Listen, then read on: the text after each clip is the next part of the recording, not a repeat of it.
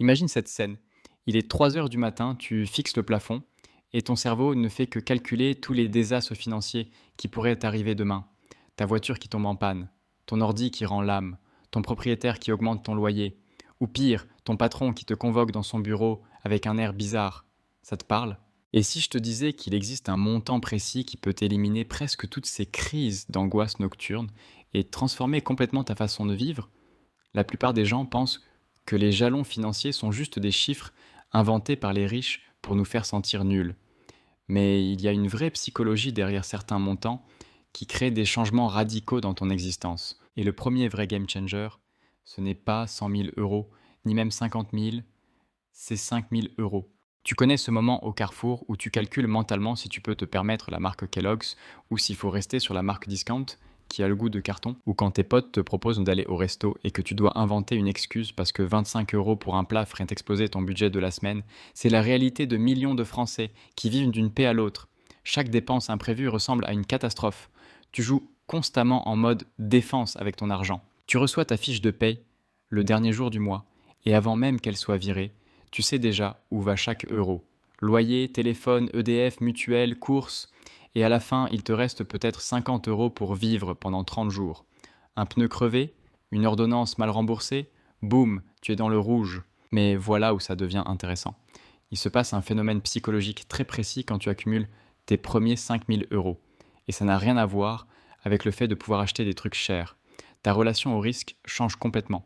Quand tu as zéro économie, chaque décision semble dangereuse. Accepter un nouveau job, déménager, même planifier des vacances devient une source massive de stress parce qu'un mauvais mouvement pourrait te laisser financièrement dévasté. Mais quand tu as 5000 euros sur ton compte, ces mêmes décisions deviennent gérables. Tu ne vas pas démissionner demain pour devenir influenceur crypto, mais tu auras la confiance de demander cette augmentation. Pense à ton voyant moteur qui s'allume. Si tu vis d'une paix à l'autre, c'est un compte à rebours vers le désastre. Mais avec 5000 euros de côté, c'est juste embêtant, pas catastrophique. La majorité du bénéfice ne vient pas de dépenser cet argent. Il vient du fait de savoir que cet argent est là. Un fonds d'urgence n'est pas vraiment pour les urgences. C'est pour la tranquillité d'esprit de savoir que tu peux gérer les urgences. La plupart des gens qui économisent 5000 euros ne les dépensent jamais en urgence. Ils les dépensent en opportunité. Il y a aussi un facteur confiance. Quand tu sais que tu as de l'argent à la banque, tu négocies mieux ton salaire. Tu refuses les mauvaises affaires parce que tu n'es pas désespéré. Maintenant, 5000 euros peuvent sembler impossibles à économiser si tu galères à mettre 50 euros de côté par mois. Mais voici le truc. La partie difficile n'est pas d'économiser l'argent. C'est de développer l'identité de quelqu'un qui économise. La plupart des gens traitent l'épargne comme un régime temporaire. Ils coupent tout pendant quelques mois, puis craquent et retournent à leurs vieilles habitudes. Mais les gens qui atteignent 5000 euros pensent à ça comme devenir une personne différente. Ce changement d'identité est crucial. Quand tu te vois comme quelqu'un qui économise, tu remarques des opportunités de réduire les dépenses que tu n'avais jamais vues. Tu deviens créatif pour trouver des revenus supplémentaires. Il y a une réalité mathématique qui rend 5000 euros particulièrement puissant. Ce montant couvre la majorité des dépenses imprévues qui font dérailler les gens. Réparation auto, la plupart des interventions coûtent entre 300 euros et 1500 euros. Avec 5000 euros, les problèmes de voiture passent de catastrophe à inconvénients.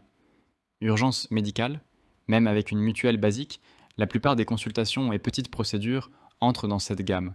Perte d'emploi, 5000 euros te donnent 2 à 4 mois de marge pour trouver un nouvel emploi selon tes dépenses. C'est suffisant pour être sélectif au lieu d'accepter n'importe quoi. L'impact va au-delà des finances. Quand tu as de l'argent économisé, tu dors littéralement mieux. Des études le prouvent. Le stress financier est une cause majeure d'insomnie. Tes relations s'améliorent. Le stress d'argent est l'une des causes principales de conflits familiaux en France. Quand tu n'es pas inquiet pour les factures, tu as plus d'énergie pour les gens que tu aimes et ta confiance explose.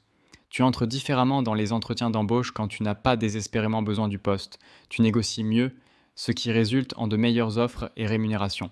La bonne nouvelle, c'est que tu n'as pas besoin de tout économiser d'un coup. Les meilleurs épargnants ont commencé avec 20 ou 30 euros par mois. La clé, c'est la constance, pas le montant initial. Le Français moyen dépense plus de 2000 euros par an en café, resto et achat de commodités.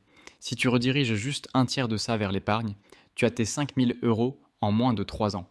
La différence entre ceux qui construisent des économies et ceux qui ne le font pas, ce n'est pas le revenu, c'est la conscience et l'intentionnalité. Donc voilà, 5 000 € ne sont pas juste un chiffre, c'est une transformation complète qui touche chaque aspect de ta vie. Si tu regardes un solde bancaire proche de zéro, ne panique pas. Commence petit, reste constant. Parce que la personne que tu deviens pendant que tu économises tes premiers 5 000 € est infiniment plus précieuse que l'argent lui-même.